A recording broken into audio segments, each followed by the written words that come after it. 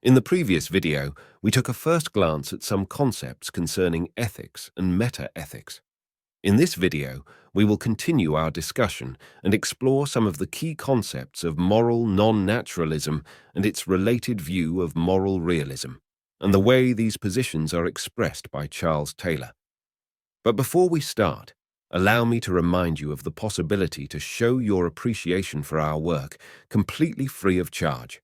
Please hit that subscribe button. It will do you good and put a smile on the face of our entire production team. Thanks. Now let's continue.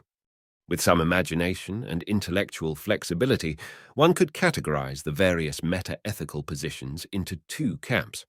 On the one hand, there are positions that originate from a certain natural evidence of moral properties or facts.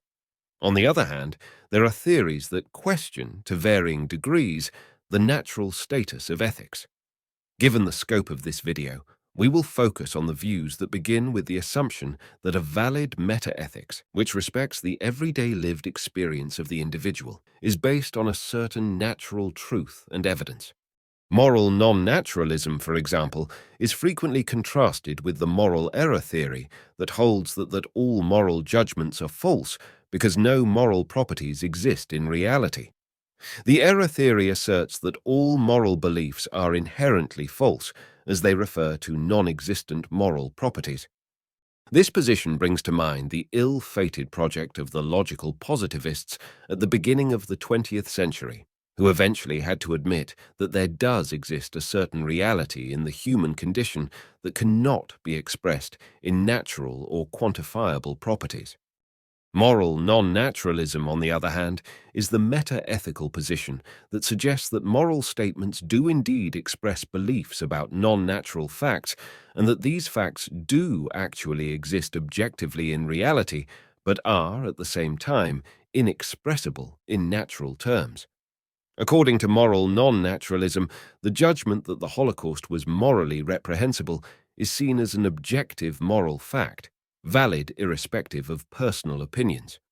Most people will intuitively adhere to this intuition. Although normative properties aren't reducible to natural properties like pleasure, pain, or color and weight, that does not mean that they do not have a significant impact on what it means to be human. Moral properties cannot be reduced to natural properties and are considered to belong to a category of their own. A moral value, such as justice or integrity, is intrinsically valuable within this theory, valued for its own sake, regardless of any practical use or outcome. But what are some of the core tenets of moral non-naturalism that illustrate the points raised above? In this respect, in the next video, we will examine the core principles of intuitionism, foundationalism, and supervenience, as these all point to the self-evident but non-quantifiable aspects of ethics. But before I go, don't forget to express your appreciation by hitting one or all of the fan buttons under this video. We value your subscription very much. Thanks.